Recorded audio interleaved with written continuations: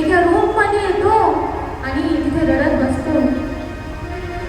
तो बाप आपल्यासाठी काय काय करतो हे दाखवत नाही महाराज, पण काय करतो ते फक्त एका मुलीलाच माहिती असतं. तो आपला बाप दिन रात आपल्यासाठी झटायला असतो महाराज. कुठे इकडं कामाला जा तिकडं कामाला जा, मुलीनं जर काही घेण्याचा हट्ट केला तो पूर्ण केल्याशिवाय राहत नाही महाराज. तुला हे पाहिजे ना, चल आपण घेऊ. खिशात 1 रुपया जरी नसला तरी तो तिथे काम करेल, पण ती वस्तू आपल्याला तो घेऊन देत असतो.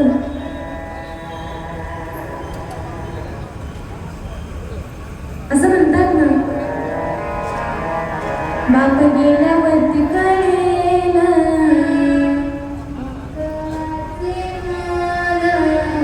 मुलांना कळू नये काय होता बापाचा रोग. आई समजावून माता बापात विठ्ठल पहावा, या 2 दैवता मोठी जपा त्याचा त्यांच्या ममतारपणी. बाप माझा वेदनेचा गणी, बाप गेल्यावरती कळेल गावाचे मोल. मुलांना कळू नये बापाचा रोग. आई समजा रुक्मिणी माता बापात विठ्ठल पहावा, या 2 दैवता पोटी दुःख लपवून हसतो वरवरती. बाप माझा वेदनेचा गणी. तो बाप आपल्यासाठी काय काय करायला नसतो ते सांगत नाही. आपल्या अंगावर एकच ड्रेस, फाटलेले कपडे राहू देतो, पण मुलींना वाटतं चांगले कपडे नको.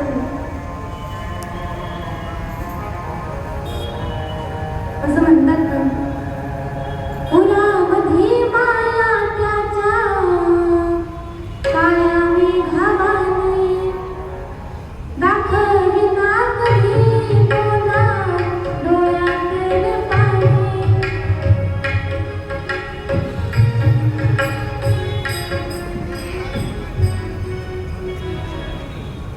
तो बाप आपल्या डोळ्यातलं पाणी सुद्धा दाखवत नाही महाराज.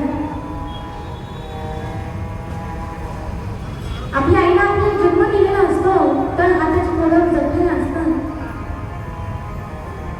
ती आई आपल्याला रागवते, पण ती आपल्यासाठी आपल्याला रागवत असते.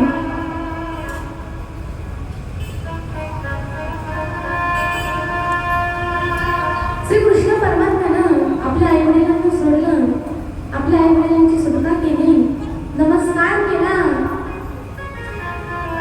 मी मथुरामध्ये परत आले. तिथं जरासंध नावाचा राजा त्रास देऊ लागला. श्रीकृष्ण परमात्म्यानं त्याच्यासोबत सगळा वेळ सुद्धा केलं, तरी सुद्धा तो परत त्रास द्यायला लागला. काय करावं, त्याचा वध केला आणि त्याचा वध केल्यानंतर परत इकडे यमुना नदीकाठी आले आणि तिथे आल्याच्या नंतर